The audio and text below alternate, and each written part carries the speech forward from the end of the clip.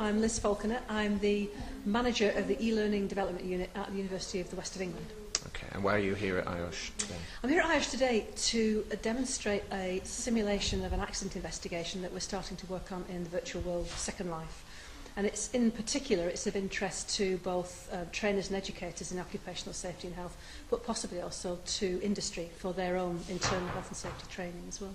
Okay, and for people such as myself, can you explain a little bit more about what Second Life actually is? Second Life is a virtual world. It's run by a company called Linden Labs in America, but what it enables you to do is to take the form of an avatar, so a picture that you can choose, a sort of embodiment of yourself, and then you can move around in a virtual world. You can fly, you can walk underwater, you can move around and interact. You can meet other people who also have avatars.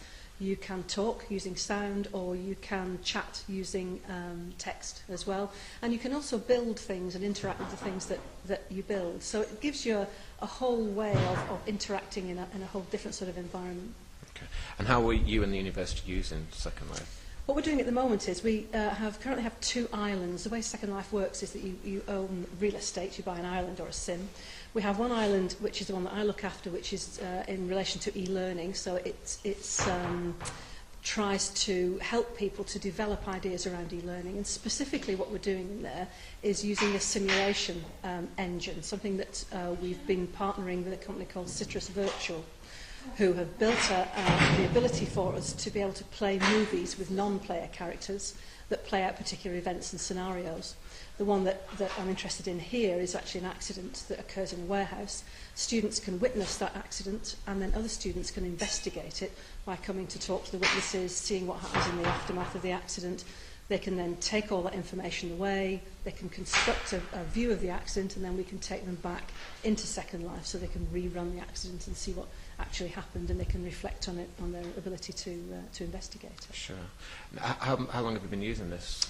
We've been in Second Life probably altogether probably about 2 years. We started out nice and small. We had a little corner of somebody else's island that we were practicing with, and then we kind of got our feet wet. We started to think about how to use it from the point of view of what can you do in Second Life that you can't do in real life, because for us that's what the real key to using Second Life is. You can replicate real life in Second Life, but then we couldn't really see the point in doing that.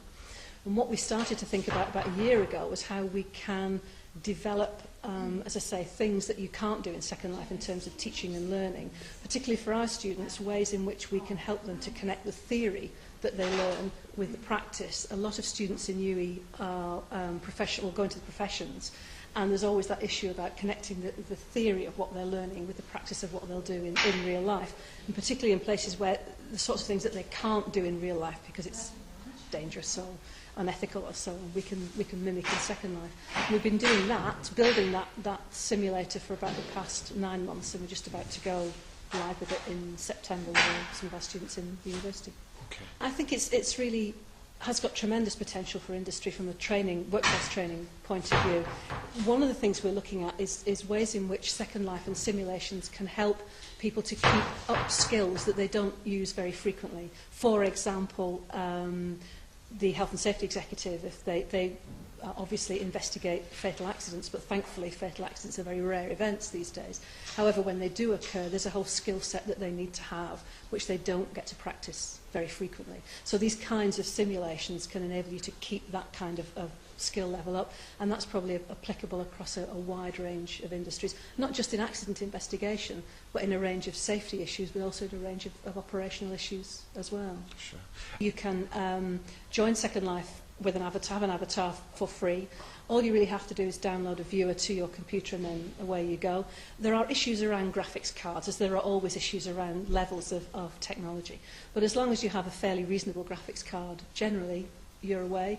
Once you're in Second Life, what takes the time is the learning to move around, learning not to bump into things, learning not to fall off things, learning how to fly, that kind of thing. But actually, once you're in there, it's really quite intuitive to do, and it's not hugely technological. The beauty of moving around as an avatar is that it's not really about programming, it's about movement, it's about interaction and movement. I think what it gives me from an e-learning point of view is it's a number of things. One is it's fun, I have to say. It's very different. It's fun to use once you're into it. It's a bit scary when you're first in it. But I think more than anything else, it gives us the opportunity to be able to help students to do things and to learn things and skills in a way that they couldn't do in real life. It's an interim environment between the theoretical environment and the real world environment, and it's a simulated environment in the middle, and that's really the exciting bit for us. And for anybody wanting any more information, obviously they can look for themselves on Second Life. Is there any other resource on the internet that might be able to point them in the right direction? Second Life, actually going to the Second Life website is useful. Going to the Second Life wiki, there are links from the Second Life website to the Second Life wiki. They're very welcome to look at our university website if they come to our website in e-learning, which is the university's website address, just with e-learning on the end of it. Then we've got a whole series of information there about simulations in higher education generally, and then specifically about our work in Second Life. But just Googling Second Life will give you a mile and a half of hits. Okay. Thank you, Liz. Thanks a lot.